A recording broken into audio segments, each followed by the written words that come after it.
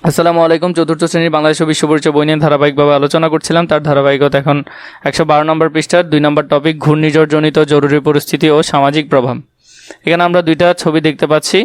এই ছবিগুলোর মধ্যে আমাদেরকে বলেছে ছবি দুটি পর্যবেক্ষণ করে নিচের প্রশ্নগুলোর উত্তর লিখি। ছবি, প্রশ্ন এবং তার উত্তর। ছবি 1-এর মধ্যে 1 নম্বর ছবিতে কি করা হয়েছে, 2 নম্বর কাজটি কেন করা হয়েছে, 3 নম্বর কখন এমন কাজ করা হয়। ছবি 2-এর মধ্যে এই ছবিটি কিসের, কখন এমন ধ্বংসলীলা হয়, 3 নাম্বার এর ফলে কি কি সমস্যা তৈরি হয়।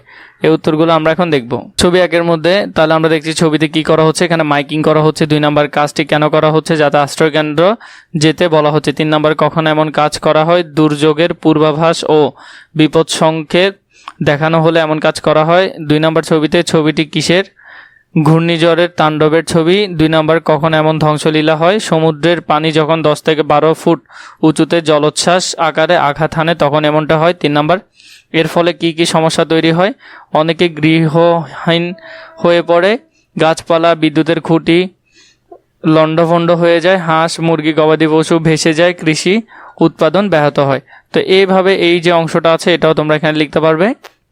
তাসিন বাংলাদেশের উপকূলীয় এলাকার একজন ছাত্র, সেই 4র্থ শ্রেণীতে পড়ে। একদিন টেলিভিশনে ঘূর্ণিঝড়ের বিপদ সংকেত শুনে সে মা বাবাকে জানায়। ঘূর্ণিঝড় শুরুর আগে তারা আশ্রয়কেন্দ্রে যাওয়ার সিদ্ধান্ত নিল। যাওয়ার আগে পূর্ব প্রস্তুতি হিসাবে মা চুলার আগুন নিভালেন, মোবাইলে চার্জ দিলেন, বৈদ্যুতিক সংযোগ মেইন সুইচ বন্ধ করলেন, ঘরের বিভিন্ন জিনিসপত্র গুছিয়ে রাখলেন। তাসিনের বাবা গবাদি পশু হাঁস মুরগি নিরাপদ জায়গায় রাখলেন। তাসিন তার বই খাতা কলম ইত্যাদি ব্যাগে ভরে রাখলেন। তারা জমির দলিল ও অন্যান্য জরুরি কাগজপত্র পানি নিরোধক কৌটায় ভরলেন। প্রয়োজনীয় মালামাল, শুকনো খাবার, টর্চ লাইট, মোমবাতি, ওষুধ, খাওয়ার পানি, কাপড়, বইয়ের ব্যাগ সাথে নিলেন। তারপর সবাই একসাথে আশ্রয়কেন্দ্রে গেলেন। সেখানে গ্রামের আরও অনেক পরিবার আছে, সবাই সহযোগিতার মনোভাব নিয়ে সেখানে অবস্থান করছেন। নিজেদের সাথে নেওয়া জিনিসপত্র খেয়াল রাখলেন, নিজেদের শুকনো খাবার খেলেন ও নিরাপদ পানি পান করলেন। তাহসিন একাকী কোথাও যায়নি, বড়দের কথা মেনে পরিবারের সদস্যদের সাথে থেকেছে।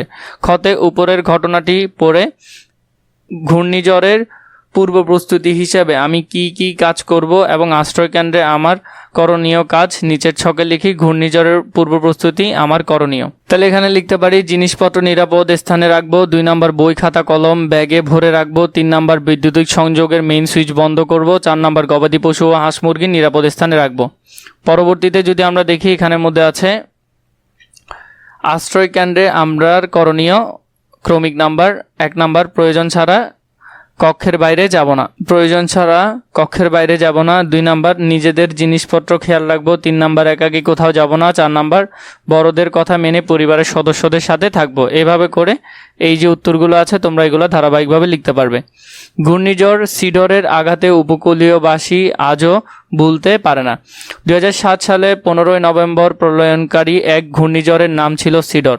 এই ঘূর্ণিঝড় প্রাণ হারান অনেক মানুষ, নিখোঁজ হন অনেকে, অগণিত মানুষ গৃহহীন হয়ে পড়েন, গাছপালা মোবাইল টাওয়ার বিদ্যুতিক খুঁটি ভেঙে লণ্ডভণ্ড হয়ে যায়, মোবাইল নেটওয়ার্ক ও সড়ক যোগাযোগ ব্যবস্থা বিচ্ছিন্ন হয়ে পড়ে, হাঁস মুরগি গবাদি পশু বন্যপ্রাণী পানিতে ভেসে যায়, পানীয় জলের তীব্র অভাব দেখা দেয়, জলোচ্ছ্বাসের কারণে ফসলের মাঠে লবণাক্ত পানি প্রবেশ করে, লবণাক্ততার জন্য কৃষি উৎপাদন ব্যাহত হয়, কাজের সুযোগ হারিয়ে অনেকে পেশা পরিবর্তন করতে বাধ্য হন, কাজের খোঁজ কেউ কেউ এলাকা ছেড়ে শহরে পাড়ি দেন। এই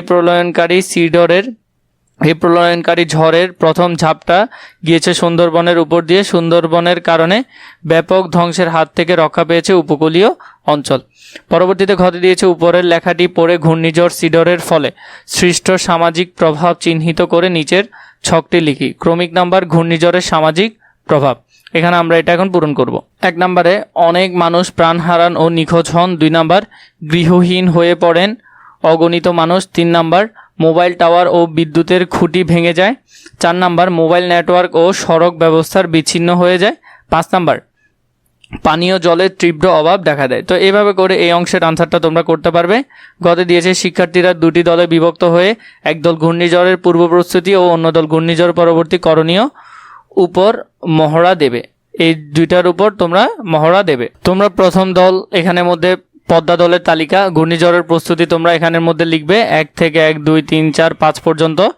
এরপরে যমুনা দলের তালিকার মধ্যে ক্রমিক নাম্বার আছে, তোমরা এগুলোর মধ্যে লিখবে। এইভাবে করে তোমরা এখানে মহড়া দেবে, এগুলা তোমরা ভালো করে লিখে নেবে।